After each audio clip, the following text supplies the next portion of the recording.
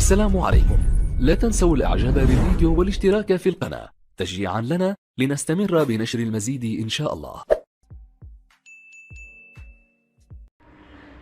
السلام عليكم ورحمة الله وبركاته. اللهم صل وسلم وبارك على سيدنا محمد وعلى آله وأصحابه أجمعين. ازيكم يا حبايبي، عاملين ايه؟ وحشتوني. النهاردة احنا هنتكلم عن رؤية الجبل في المنام، بس قبل ما اتكلم عنها يا ريت ما تنسوناش باللايك والشير وفعلوا الجرس، واللي ما اشتركش في القناة يا ريت يشرفني ويشترك يا جماعة. واللي عنده اي حلم او اي رؤية اتفضل على صفحتي على اليوتيوب او على الفيسبوك يكتب له، وان شاء الله انا اكون معاكم وهرد عليكم في التعليقات بإذن الله. رؤية الجبل يا جماعة من الرؤى الجميلة جدا. طلوع الجبل يا جماعة طلوع مكانة عالية. الجبل لما تشوفيه في منامك، لو ست شايفة في منامها جبل وهي طالعة الجبل، او شايفة ان هي في جبل قدامها في المنام، ده رجل، ورجل ذو منصب عالي. ممكن يكون ست متزوجة ويبقى زوجها في مكانة عالية في يوم من الايام، او شأن عالي، او لو هي طلعت هتطلع المكانة دي معاه، هتبقى ست من يعني حاجة من اللي هم لهم مناصب عالية. تمام. طيب لو طالب شاف نفسه ان هو طالع الجبل، نجاح بتفوق جدا جدا جدا.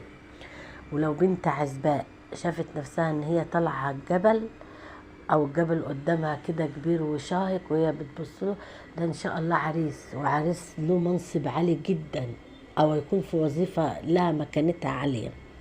تمام يا جماعة.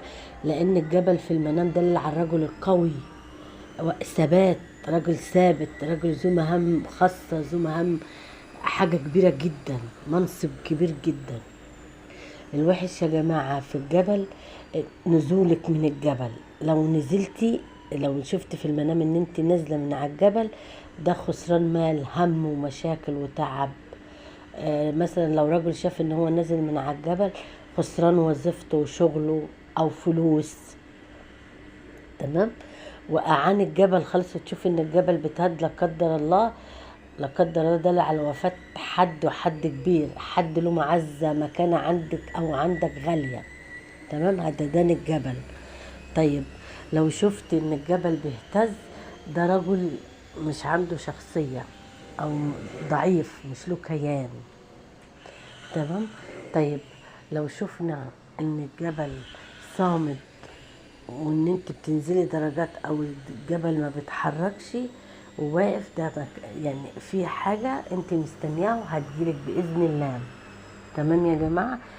رؤية الجبل، سقطان الجبل، او هددان الجبل، او هزازان الجبل، دول رؤى غير مستحبة بالمرة. تمام. والله اعلى واعلم.